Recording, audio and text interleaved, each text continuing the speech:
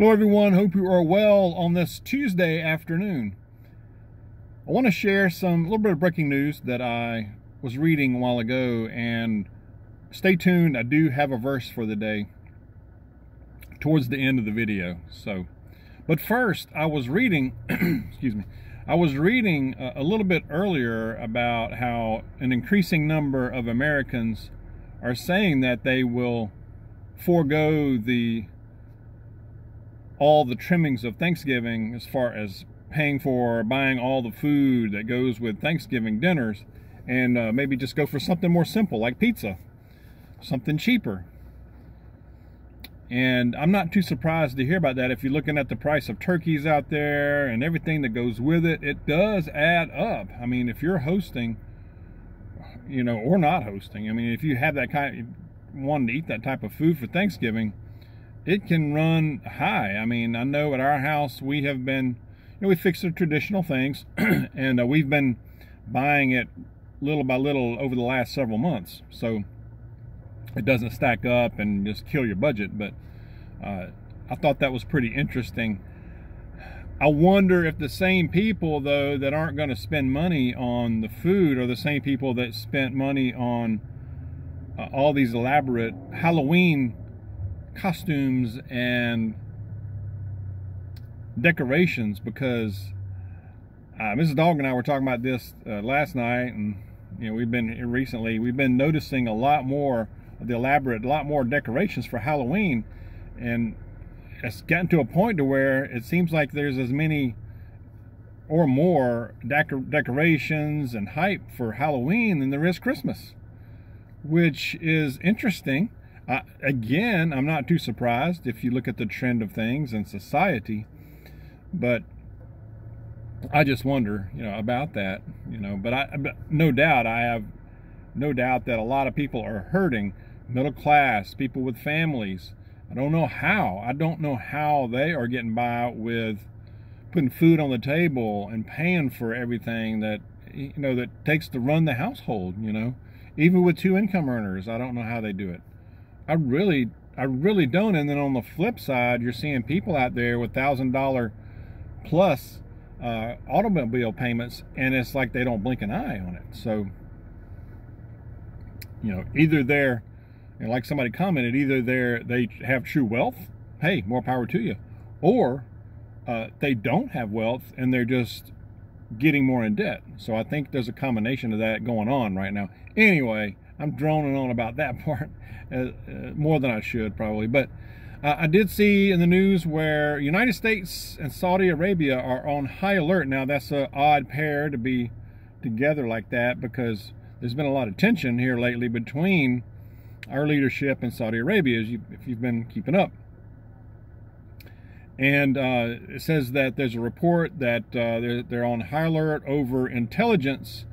This was intelligence from Saudi Arabia letting the United States know that there could be an imminent attack from Iran, and that attack is meant to be a distraction. What they mean by that is that it's intended to be a distraction from the protests that are taking place in Iran. If you've kept up, there's a lot of protests, I mean nationwide in Iran, over the regime and how brutal they are on their citizens. And I think it's kind of what sparked it is there was an execution of a young lady.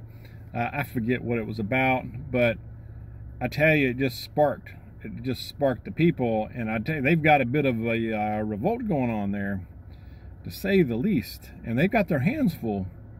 They're trying to stamp it out. But they say this attack is believed to be targeting both Saudi Arabia and Iraq, and it's supposed to be targeting United States troops that are located in those areas. So they are the target. And said that Iran had been warning United States, Saudi Arabia, and Israel for doing a lot of coverage in the media about these protests that are going on in Iran. So, and it's putting a spotlight on it, and they don't like that. And so they're blaming United States, Saudi Arabia, and Israel for just making this situation worse for them. And you know, I'm not surprised. You know, blame everything else on somebody.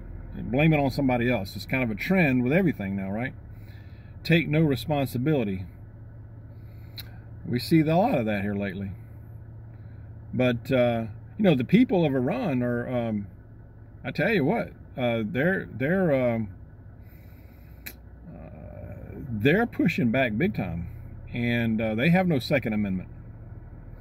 So we'll see what happens. Very interesting.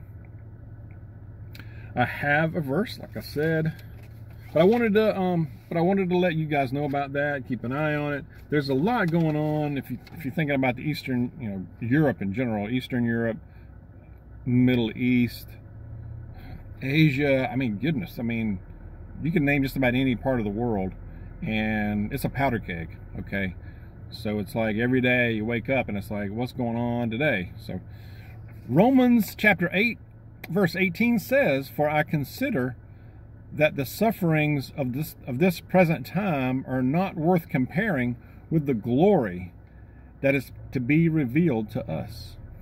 Amen. The glory of God in heaven, the sufferings of this present time, and you know, a lot of people are suffering. A lot of people are hurting economically in many ways. Even the folks who don't look like they are. And so, but comparing that to the glory that we are promised as faithful servants of Christ, there is no comparison. Have you ever wondered what that would be like when we walk in those gates?